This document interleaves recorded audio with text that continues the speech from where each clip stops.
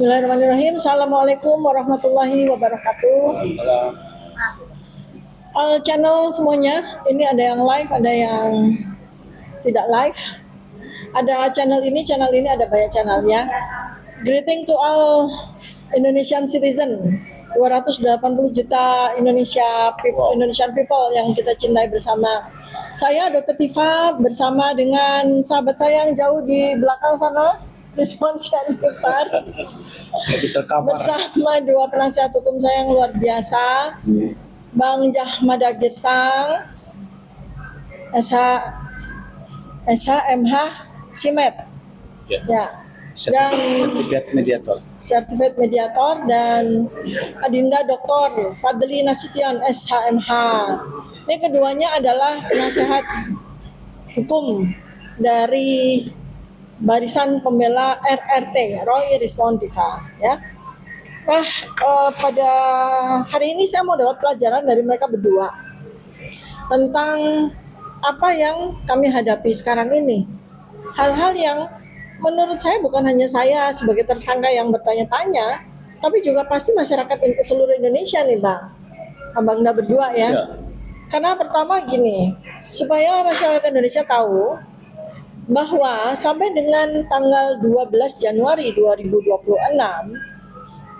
Polda Metro Jaya dalam peristiwa kriminalisasi, ya, saya katakan kriminalisasi gitu ya, yang terjadi yang dilakukan oleh kami bertiga RRT, ya, Polda Metro Jaya sudah memanggil, ya menurut mereka nih, pernyataan mereka di gelar perkara khusus 15 Desember 2025, mereka menyatakan sudah memanggil 22 ahli, 127 saksi.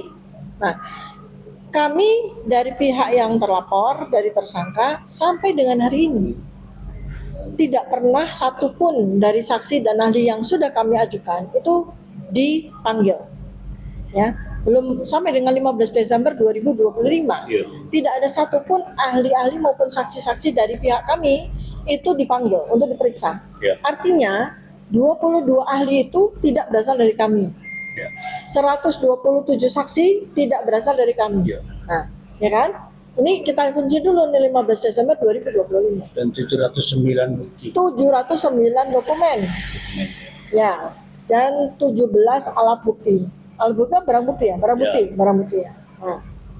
Kemudian 12 Januari ya 2026 mereka Polda Metro Jaya tiba-tiba melimpahkan berkas kami bertiga itu ke kejaksaan.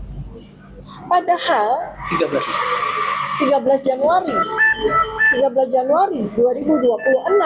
ya, mereka melimpahkan berkas kami bertiga ke kejaksaan. Padahal kami melalui penasihat hukum kami Balai RRT sudah melayangkan surat yang berisikan nama-nama para ahli dan para saksi yang ingin kami ajukan untuk menjadi bahan pertimbangan, ya, meringankan kami, gitu. Oke ya. Nah, 12 Januari tidak ada satupun ahli dan tidak ada satupun saksi dari kami yang dipanggil. Tetapi tiba-tiba berkas kami, ya, itu dilimpahkan ke kejaksaan.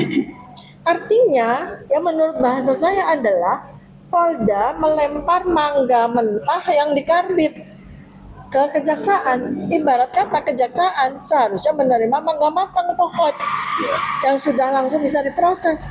Ini dikasih mangga mentah, mangga karbitan, serahkan ke kejaksaan. Sepet, nggak enak, ya kan? Ya kan gitu. Sehingga dugaan kami kejaksaan tidak akan mau menerima tuh. Terus kemudian tiba-tiba saja, ya, setelah berkas kami itu dilimpahkan ke kejaksaan 20 Januari, beberapa saksi dan beberapa ahli kami dipanggil untuk diperiksa Polda Metro Jaya. Mbak aku itu aku lebih itu lagi ya, lebih tajam lagi. Tanggal 13 itu limpahan ke kejaksaan. Iya. Tanggal 14 aku diinformasikan untuk tanggal 20 itu. Iya. Berarti mepet bener itu.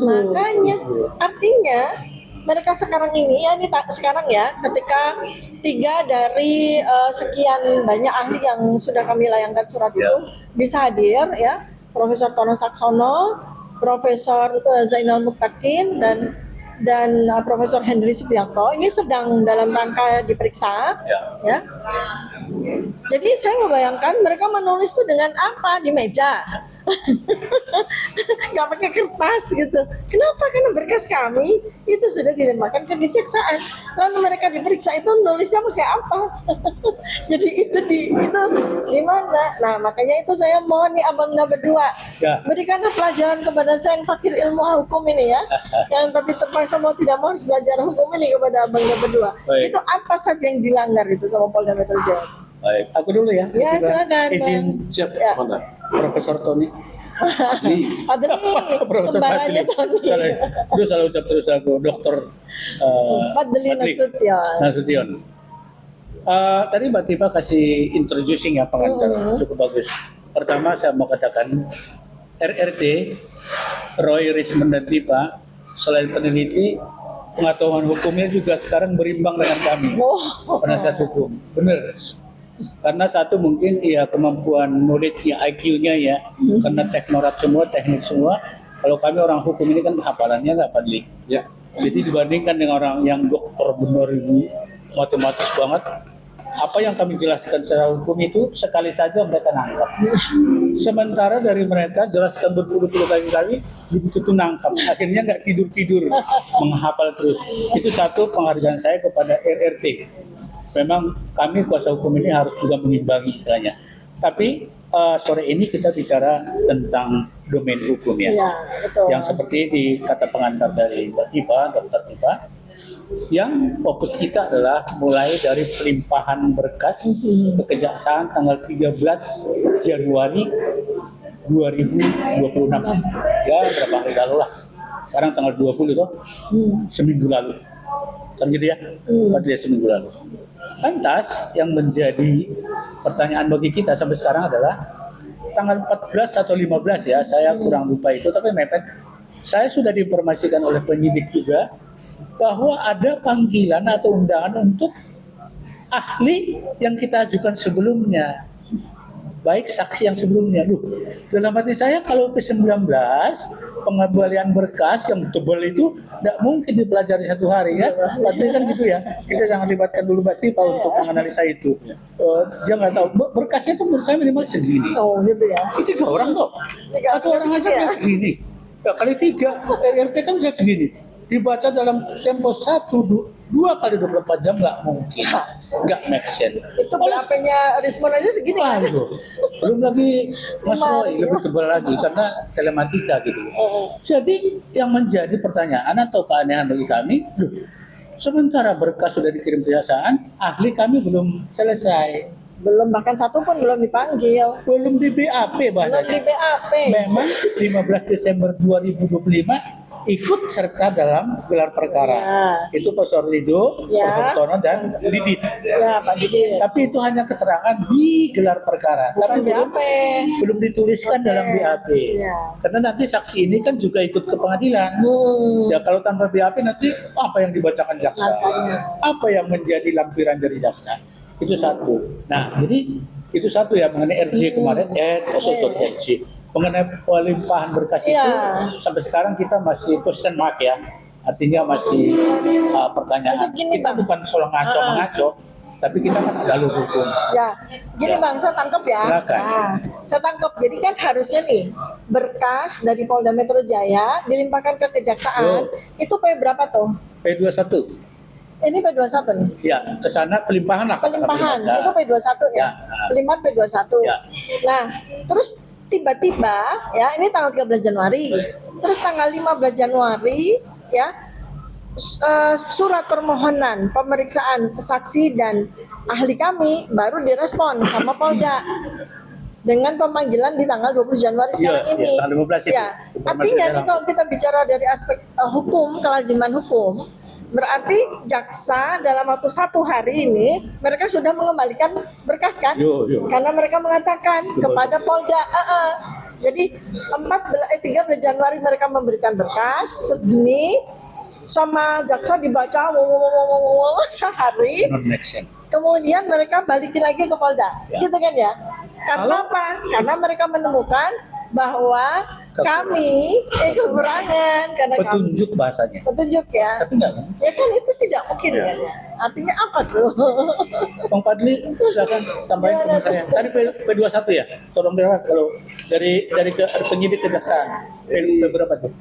Begini, Bu Dokter ya, Ya. Bu Zakir, kita sambil mengedukasi Iya, masyarakat masyarakat. juga ya. Karena tentu banyak LP di semua tingkatan polisi, ya kan, yang berproses di tahun 2025 Yes. Oke. dan akan rampung di tahun 2026 ketika dimulainya rezim KUHP baru 2 Januari 2 Januari 2026, Oke. Undang-Undang Nomor 20 Tahun 2025. Dengan demikian berarti KUHP lama, Undang-Undang Nomor 8 Tahun 1981 dinyatakan tidak berlaku lagi. Oke. Nah, sekarang saya buka-buka tadi nih tentang pelimpahan berkas perkara dari penyidik ke penuntut umum. Penyidik ke penuntut umum. Itu diatur mulai dari pasal 58 sampai dengan pasal 62 Yang baru nih? di KUHP yang baru. Oke. Ya kan? Oh, Tapi ingat Bang Zakir, Ya. di pasal 63, Ya. nah saya bacakan nih di pasal 63-nya, Karena undang-undang karena undang-undang. panjang harus dibaca. Ketentuan lebih lanjut mengenai tata cara koordinasi antara penyidik dan penuntut umum sebagaimana dimaksud dalam pasal 58 dengan sampai dengan pasal 62 yang soal pelimpahan berkas perkara tadi diatur dalam peraturan pemerintah alias PP. Ya, sampai sekarang belum ada PP-nya. Jangan-jangan konsiderannya Gitu loh. belum ada. Hah? Jangan-jangan PP-nya belum ada. Belum ada. Saya sudah Diatur cek. dalam PP, tapi PP-nya belum ada. Dia lucu banget. aneh itu. Nah, Jadi kan itu kan teknis yuridis pro justisia demi keadilan. Ya kan, apabila berkas perkara ini kan nggak boleh digantung. Ini kan terkait HAM ini. ya, Status kita bicara nanti seseorang saham ya. itu ya Ya, ketika dia berurusan dengan penegak hukum, aparat penegak hukum, Ya. itu kan prinsip utamanya adalah kepastian hukum. Ya. Nggak boleh orang jadi tersangka itu berlama-lama, ya kan? Harus jelas. Kalau memang memenuhi seluruh unsur, ditetapkan tersangka, kemudian diproses, kan gitu. jadi Kalau gini tidak, ya. Jadi maaf, saya potong biar saya paham ya. Artinya nih jangan-jangan Polda Metro Jaya itu memanfaatkan peraturan dalam PP yang tidak ada itu. belum. Oh, PP-nya belum ada. Iya, maksudnya Ya, betul. dia memanfaatkan celah Ya. di mana PP itu belum ada gitu loh, peraturan pemerintah ya gitu nggak? Bisa jadi. Berkemungkinan ya. Bisa jadi. Kita ambil hipotesis ya. Betul. Bisa ditafsirkan Ya. itu secara hukum. Ya. Karena Oke, kan lanjut. begini dia. Nah, ketika kalau pasal 58 sampai 62 itu ya berbatas waktu Batas waktu 7 sampai hari, 14 hari. Ya. dari penyidik Dari penyidik ke penuntut umum itu 7 hari. 7 hari. Ya kan? PU harus JPU kabar. melakukan penelitian. Ya. Oke. Ini jokes peneliti nih. Oke. Saya gambarkan mungkin mereka akan begadang tuh. Maksimum 7 hari toh. 7 hari. Maksimum. Nah, ketika menurut mereka, oh ini belum cukup nih untuk kita Oke. susun dalam dakwaan, Beri petunjuk ke ya penyidik. kan? Beri petunjuk. P19 ya. Kalau itu 19, istilah-istilah itu kayaknya masih sama. Masih, oke. P18, P19 PP-nya masih lama ya. sama. Masih sama ya. P19 Itu kan kode di kertas petunjuk. merah itu ya. Ya, ya. Kode-kode di kertas merah kejaksaan itu kan. Itu kayaknya masih sama kode-kode itu.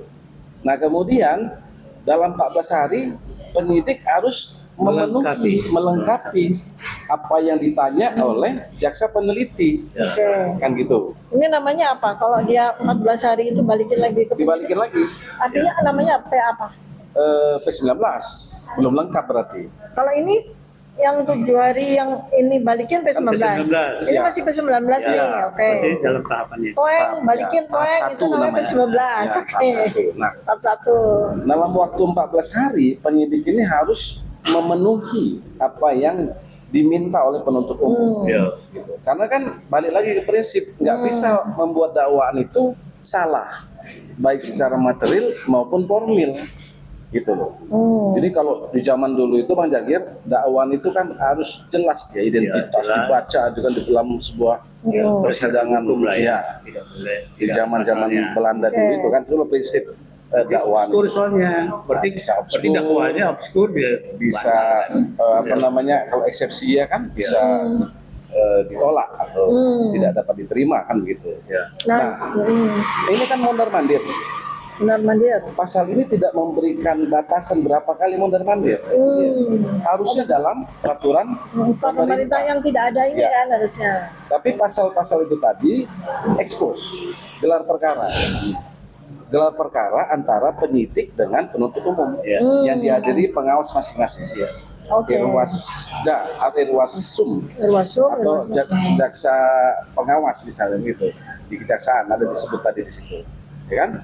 Nah dalam gelar perkara ini kalau penuntut umum menyimpulkan perkara ini tidak bisa diajukan ke penuntutan, berhenti seketika. Berhenti. Berhenti. Itu namanya apa? Penyidik wajib mengeluarkan SP3. SP3. Oh, I see. Ini pokoknya kalau Jadi nggak sesederhana itu, Bang Jaki. ya. Iya kan? Dan semua proses ini, setelah sekarang kan begini. Ada aturannya. Begitu dilimpahkan penyidik ke Kejati DKI, nggak ada respon di Kejati DKI, benar nggak?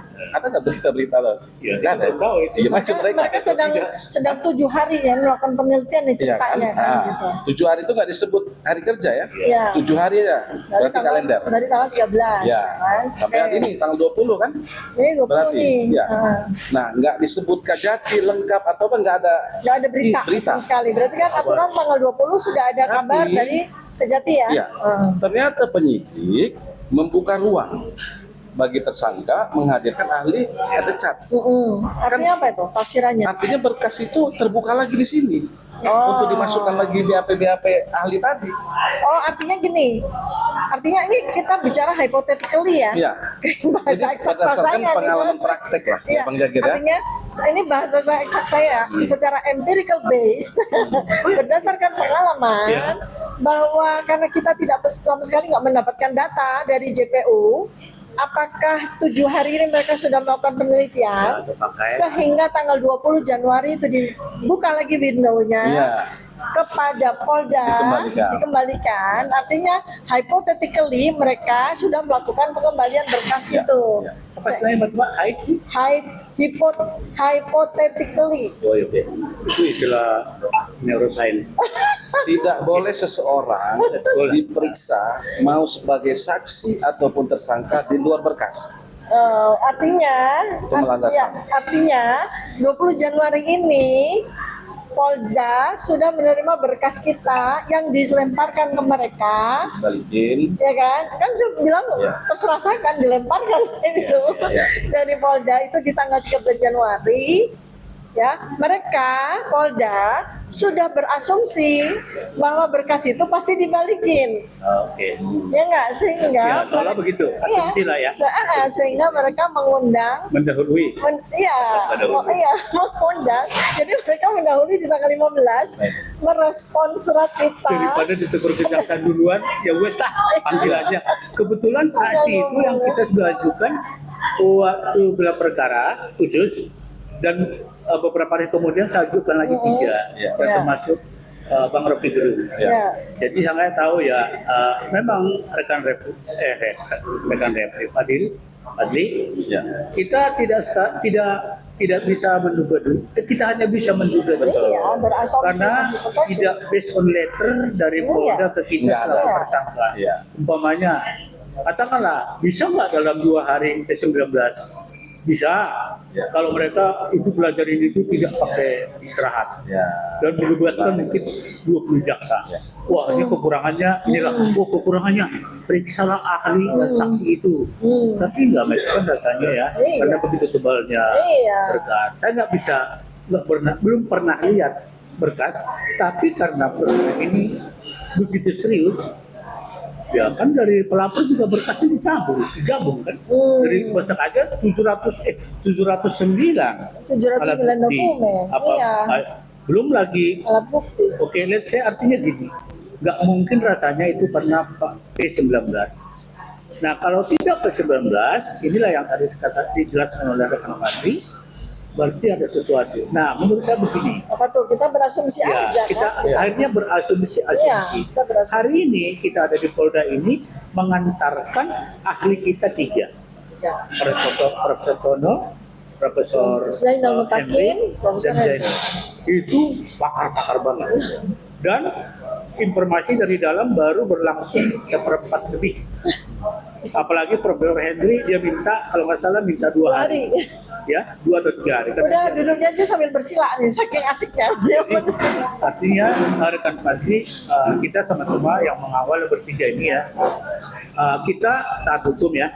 Apa kata Polda kita ikutin. Jadi jangan nanti ada di belakangku karena kita. Kita justru mengikuti apa yang diperintahkan oleh Polda Metro Jaya. Saya kira kami sependapat Mbak Tifa. Ya. Tadi rekan Fadli hanya memperjelas ya prosesnya itu. Jadi ini benar-benar by asumsi berdasarkan empirical base, berdasarkan pengalaman bahwa kenapa mereka memilih tanggal 20 Januari, 7 hari dari peraturan bahwa kalau mereka melempar berkas ke Polda, melempar berkas ke Kejaksaan tidak lengkap, artinya 7 hari mereka harus balikin. Jadi itu kelihatannya begitu tuh. Jadi atau sudah ada catatan di atas ini. Ini sudah ada catatan di atas itu, di atas tumpukan. Berkas ini belum lengkap loh, harap balikin kayaknya gitu deh. Jadi Bang Jagir, Asumsi lagi gitu. Karena kita nggak terbuka. Betul. Mereka nggak terbuka. Kita terbuka, mereka nggak terbuka. Bu Dokter, UHAP ini baru berlaku 18 hari. Oke. Jadi semua orang bingung ya? Semua orang tidak akan ada punya pengalaman. Semua orang tidak punya pengalaman. Baru 18 hari, Iya. kan begitu. Tapi tadi yang menarik dari Bang Jagir, harusnya para tersangka itu dapat SPDP, surat pemberitahuan perkembangan penyidikan, SP2HP. SP2HP, bahwa berkas perkara ini Hasil sudah penyidikan. dilimpah ke tahap 1 ke penuntut umum. Tidak ada. Sampai sekarang kita belum, sejak perkara ini ada, kita belum pernah dapat SP2HP. Sampaikan ke Menteri Hukum yang buat peraturan pemerintah. Itu PP ya, Menteri Hukum Nanti ya, Menteri Hukum buat oke. PP ini Pak. Jadi poin baru nih Bang Jagir. Harus Diangkat ini. administrasi. Iya. Tidak pernah Jangan terpikir kita oleh berasumsi saya, kan. SP2HP itu. Iya. Kita dapat, karena Jadi sudah ada tahap pelanggaran penyidikan. lagi nih. Pelanggaran administrasi Bang Ini ya. Jagir. Tiba-tiba dapat sendiri, Ombudsman. jangan dikirim ke rumah. Nggak ada, nggak ada. Surat pemberitahuan Surat hasil perkembangan penyidikan. Pernah dapat Masuk Pak, kan? Nggak ada, Nggak Bu. ada. Pak Rizwan dapat Lagi SP2HP tidur, nggak? lagi tidur. Nggak Nggak ada. ada. Dua Berarti dari 3. Bang Jagir lapor ke Ombudsman. Nah. Tapi catatan dulu udah berapa minus itu? Udah Secara 3, udah 3. 3 minus. 3 minus. Artinya 3 kok. Nih, tadi melanggar HAM ya. Yup. Ya, pelanggar HAM. Jelas kan melanggar HAM karena kita di apa namanya tuh? Kita dilanggar HAM-nya lah kita tuh. Ya. Sekian lama, tidak ada kepastian. Betul. Kemudian tiba-tiba begitu aja tiba-tiba kayak yang terjadi kita sampai kita semua ini, kami bertiga dan para penasihat hukum juga masyarakat itu kan sampai berspekulasi kan tentang peningkatan status. Karena kok similar menghasilkan sebuah pola. Waktu kami dari terlapor menjadi tersangka di tanggal 7 November 2025 itu kan 2 hari pas setelah Mas Roy pulang dari Sydney. Berkaitan dengan apa? Gibran, kan gitu ya. Nah sekarang pelimpahan berkas dari Polda ke Kejaksaan itu persis pada saat kami lagi ke Dikdasmen tanggal 12 Januari ke Dikdasmen untuk Gibran Endgame. Jadi tanggal 13-nya langsung dari Polda melimpah ke. Nah ini kan kita berspekulasi ya. Saya nggak bilang ini hipotesis, saya nggak bilang ini asumsi. Kita berspekulasi akhirnya itu melanggar HAM kan gitu ya. Itulah pelanggaran HAM di situ. Lalu kemudian ketidakterbukaan. Kita sebagai tersangka nggak tahu menahu. Ini sampai mana? Kejaksaannya bagaimana? Loh kok tiba-tiba tanggal 15 Januari ada surat pemanggilan, ada pemanggilan saksi dan ahli. Kita itu mengalami ketidakterbukaan informasi publik. Ya kan? Ini sudah menjadi public domain. Peristiwa ini, kasus ini sudah menjadi peristiwa public domain. Ya, ini ada. Iya, ini ada undang-undang KIP yang terlanggar. Ketiga, tidak adanya PP 2 HPO saya pintar. SP2HP. SP2HP. SP2HP. Surat perintah pemberitahuan hasil perkembangan penyidikan. Ada 3 yang dilanggar ya. Ini kita patut untuk laporkan ke Menteri HAM, Menteri Hukum HAM, masih kan dia? Hukum dan HAM ya. Menteri HAM. Kemudian Ombudsman. Kita ke Komnas HAM juga besok kan? Besok Komnas HAM. Iya, kita Komisi 3 ini yang udah terjadwal. Habis itu Ombudsman lagi nih, kita mesti ke Ombudsman. Next step. Ke Ombudsman lagi Bang Fadli ya. Oke, coba bayangkan RDP Komisi 3 ini mesti kita laporkan ini. RDP hari ini surat kita udah masuk ya. Masuk ya, iya. Ke Komisi 10, Komisi 3 dan DPD ya. DPD RI. Barusan aku dapat informasi surat kita sudah landing. Oke. Artinya sudah diterima oleh 3 komisi itu. Nah, Itu 2 komisi dan 1 DPD. Iya, Ya. betul, 1 DPD. Iya, ini karena ini saya berita bagus hari ini adalah LBH Muhammadiyah mendukung kita ya, mensupport kita. Amin ya. Jadi ini ormas terbesar kedua di Indonesia. Ya. Sudah mendukung perjuangan dari RRT ini. Ya. Sudah ya, tadi saya mewakili untuk assignment kepada mereka. Tinggal NU aja nih nanti kita ya. Mudah-mudahan nanti tinggal ormas-ormas besar lagi di Indonesia seperti golongan bola salju. Ya kan? Terus mau ngapain coba yang ya seperti itu. Kemudian tiba kembali ke hari ini tanggal 20. What happened hari ini? Nah. Ke situ syarat. Penting banget hari ini. Ya. 3 profesor 3 profesor ya, 3 profesor begawan ya, statusnya tuh begawan. Kalau di kami ya, di saya di ilmu kedokteran tuh profesor tuh ada ininya, ada tingkatnya. Kalau yang sudah ini Profesor Zainal Mutakin ini dianggap sebagai gurunya seluruh fakultas kedokteran se-Indonesia, bukan hanya dari home base-nya beliau di Universitas Diponegoro. dan ahli syaraf yang paling nomor wahid. Iya, beliau itu anggapan kita ini ya, saya bukan alma mater Undip ya, saya UGM dan UI ya, tapi saya menganggap beliau guru. Begitu juga dengan para dokter-dokter yang lain di seluruh Indonesia. Artinya ini kelasnya sudah begawan. Begitu juga dengan Profesor Tono Saksono yang sudah melanglang buana seluruh dunia. Ya. PhD-nya sekolahnya aja dari Amerika dan dari Inggris ya. Kemudian satu lagi Profesor Henry Subiakto. Siapa yang nggak mengenal beliau kan ya? Beliau itu pendapatnya itu sangat didengar oleh para politisi, institusi, lembaga tertinggi negara ini. Jadi ini, dan mereka dengan senang hati menjadi ahli yang meringankan RRT ya. Sampai tadi kami sempat podcast Bang Jagir, Ya. kami bertiga menyatakan karena Prof Henry masih asik di ruang pemeriksaan. Ya. Serius banget ya. Iya, makanya kami menyatakan hari ini sebagai hari kebangkitan ilmuwan. Ya. Kami mengajak seluruh ilmuwan untuk bangkit, untuk bersuara, untuk menyatakan pendapatnya secara sesuai dengan domainnya masing-masing gitu ya. Mudah-mudahan ini menjadi sebuah hari seperti halnya yang terjadi di 1908 cikal bakal dari terjadinya Indonesia tuh. Iya. Dimulai dari 3 orang juga kan, dari 3 pendekar juga ya. Budi Utomo ya. Iya. Mudah-mudahan ini menjadi sebuah Tapi Pak, aku tambahkan khusus aku hari ini dari pagi kita sampai sekarang stay jam 4 persis ya. ya. Kita untuk mendampingi mengikuti perkara ini kita tidak pernah ingat jam. Tidak pernah ngejam. Kita ingat tanggal 31 Desember jam 5 kita masih di sini. Masih di sini. Mata orang lain sudah di puncak, di lembah segala macam ingat ya. Tahun baru ya. Saya. Tapi kita Kita masih 30 wajib Desember lapor. masih duduk di meja Situ. sana. Artinya Masih wajib lapor. hari ini aku menambah semangat dari Mbak Tipa tadi.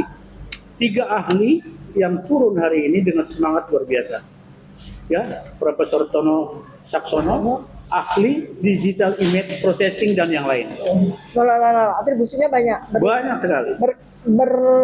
Ya. Baris-baris. Kemudian Profesor Henry Subiakto, ahli komunikasi dan undang-undang ITE. Kebetulan dia ikut merancang undang-undang ITE. Tadi saya dengar sedikit statement dia. Yang diterpakan pasal 32 dan 35 undang-undang ITE tidak zamannya lagi diterapkan ke RRT ini. Dia tadi kompres. Tentu di dalam karena kita nggak sertai lagi karena ahli bukan nggak boleh sertai, tapi fungsi kami sebagai advokat hanya nanti bengong di dalam karena tingkatannya udah biasa. Oleh itu kami di luar. Artinya yang ketiga yang tadi sempat Mbak Tipa itu luar biasa ya, Profesor Zainal Mutakin. Zainal Mutakin, ahli bedah saraf Neuroscience Universitas Diponegoro sekarang. Diponegoro, Jadi maksud ke begini, ini edukasi bagi masyarakat. Kenapa 3 ahli yang sangat luar biasa ini mau memberikan keterangan hari ini di Polda dalam urusan jasa palsu lah katakan gitu ya. Karena ini kan domainnya jasa palsu. Keilmuan mereka disumbangkan untuk setidaknya menetralisir apa yang terjadi, pasal-pasal yang dituduhkan kepada RT ini, dan faktor sosialnya juga ada, psikologinya juga ada, syaratnya juga ada, hukumnya apalagi lengkap sudah. Jadi artinya ini learning bagi masyarakat ya yang menonton atau melihat siaran ini. Kami apresiasi sekali, dan mereka dari awal kita hubungi Mbak Tifa ya, tidak ada penolakan. Artinya sangat bersemangat. 3 profesor ini, dan semua 6 profesor loh. Tapi hari ini baru tampil 3. Apalagi nanti datang 13 special guest untuk special FPDN, guest, ya. Mr. Rocky Group. Itu Mbak Tifa yang udah itu nanti kita tunggu-tunggu. Tapi kita tidak membedakan 7 ahli yang kita tampilkan, semua masing-masing punya kelebihan ya. Ya Bang Jagir, saya tambahkan Saya tambahkan. Jadi harusnya hari ini itu ada 6 ahli pakar begawan ya. Tapi ketiganya saat ini masih berhalangan sehingga sedang dijadwalkan ya. Sudah ada 3 lagi ya. Tadi udah di-spill salah satunya ya. Yang lainnya masih kami rahasiakan ya. Nah, kemudian ditambah lagi ada 13 ahli lagi. 13 ahli lagi yang akan kami hadirkan. Tambahan lagi. Yang sudah ada nanti. Sudah ada listnya ya. Kami tadi sudah sampaikan kepada penyidik bahwa ada 13 ahli lagi yang akan kami hadirkan ya. Jadi saya nggak spill nama-namanya, tapi saya spill keahliannya. Yang belum dilaporkan jangan spill dulu. Ya, jadi nama-namanya itu tidak kami spill ya, supaya mereka juga tetap terjaga. Keahliannya boleh? Keahliannya aja ya. Pertama adalah pakar bahasa, ya. Kemudian yang kedua adalah pakar pidana. Kemudian yang ketiga adalah pakar neuropsikologi, ya. Ini dalam hal ini psikologi ya. Kalau yang Prof. Zainal Mutakin kan neuroscience, bedah saraf ya. Ini psikologi. Kemudian pakar pendidikan yang menguasai detail pendidikan Universitas Gadjah Mada dari tahun 1977 sampai sekarang ya, di mana di dalamnya itu ada masa 1980 sampai 1985 di mana seseorang yang bernama Joko Widodo mengaku kuliah di Fakultas Kehutanan Universitas Gadjah Mada. Ahli ini sangat mengetahui secara detail bagaimana sistem perkuliahan di Universitas Gadjah Mada ya. Kemudian ada Profesor Ahli Administrasi Publik. Gadjah Mada ya. Ada nama aku di situ. Nah, ini ada Profesor Ahli Administrasi Publik. Beliaulah yang mengetahui materi apa, materi nilai rupiah berapa, warna apa yang berlaku di tahun 1985. Setiap tahun itu berbeda ya? Ya, sesuai undang-undang tahun 1985. Ini udah kuncian yang udah nggak bisa dikutak-katik lagi ya untuk itu. Lalu kemudian ada lagi witness ya, dia pakar jurnalistik ya, yang menjadi sekaligus menjadi saksi fakta karena hadir bersama kami di tanggal 15 April 2025 juga ya, beliau hadir, pakar jurnalistik. Kemudian ada lagi adalah teman kami diaspora internasional ya, beliau dari salah satu forum yang juga waktu itu membersamai kami di tanggal 15 April 2025. Lalu ada 2 lagi adalah sesepuh Yogyakarta ya, beliau adalah ulama. Dan salah satu lagi adalah profesor juga yang juga selain pakar, beliau membersamai kami di tanggal 15 April 2025. Nah, jadi ini udah kuncian semua ini. Ini udah kuncian semua. Dan ada satu lagi yang ini udah kunci dari segala kunci ini, yaitu seseorang yang mendapatkan warisan dari almarhum kakaknya. Ya, mendapatkan warisan. Yang warisan itu sudah diterahkan notariat ya.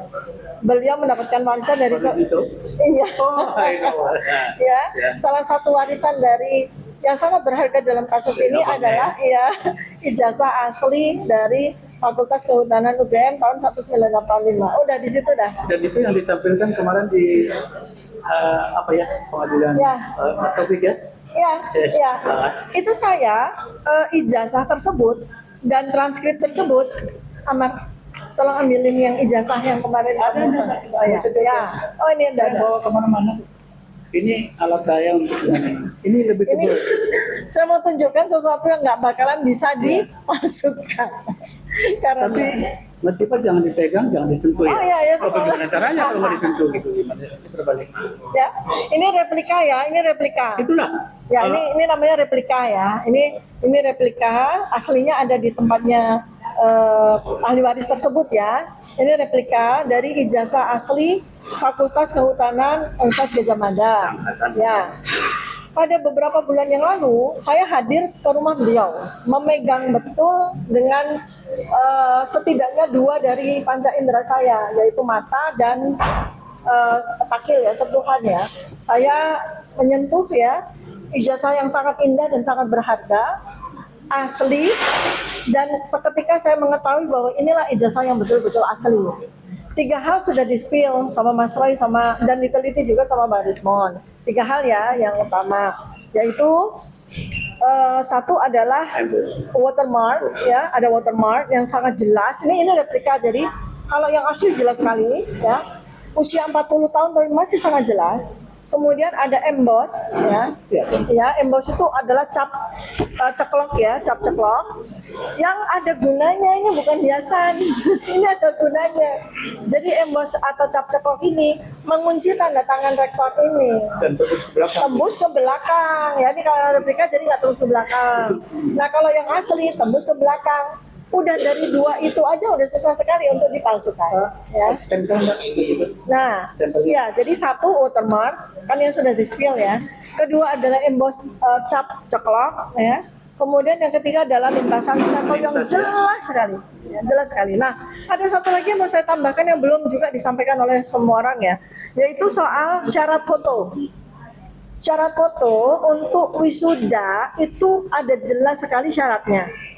Dan itu ya kami mahasiswa Universitas Gadjah Mada itu khas banget. Kami punya langganan di mana kami pas foto untuk ijazah. Ya, walaupun itu bukan rekanan resmi, tapi mereka tahu persis. Ya, studio foto itu ada di Jalan Kaliurang. Semua orang yang mau wisuda di UGM udah pasti fotonya di situ. Dan mereka sudah diberikan syarat-syarat oleh UGM, fotonya harus begini. Latar belakangnya, jadi ini rata-rata seragam karena memang kita fotonya di situ-situ aja. Apalagi tahun 85 kayaknya nggak banyak tukang pas foto ya. Memang iya, memang ada aja cuma di Jalan Kaliurang Jalan itu. itu ya. Iya. Kalau sekarang kan sudah pojok tuh. Kalau sekarang Enggak, cuma di situ aja. koordinasi di situ. Iya, ada namanya Samudra apa gitu ya, jadi Sanur gitu. Bukan Samudra atau apa lagi. Itu tuh satu keluarga. Nah itu ya kita di situ-situ aja. Dan fotonya persis seperti ini. Ya. Nggak pakai jas. Jarang, bahkan mungkin nggak ada yang pakai jas untuk S1 ya itu. Saya tambahkan lagi ya. Dan kemarin juga sudah disampaikan oleh Pak Rujito. Jadi ini bukan sesuatu yang baru. Karena sudah saya sampaikan, ya itu, ya. Memang ada satu lagi yang saya sampaikan juga kepada Mas Roy dan Bang Rismon. Satu, ya, fakta ketika saya memegang ijazah ini, yaitu tali air. Di sini nih ada tali airnya, Bang Jagir, Bang Madri, ada tali airnya. Tali air itu seperti uang. Ya hanya bisa dilihat dengan gini loh, kita terawang. Kita lihat uang itu loh. Ratusannya ya. Ya, ada tali airnya ya. Seperti benang gitu ya. Ada. Ini ada tali air, bukan benang, tali air gitu. Oh, iya. Jadi hanya bisa dilihat ketika kita begini nih, kita terang pakai senter gitu ya. Nah.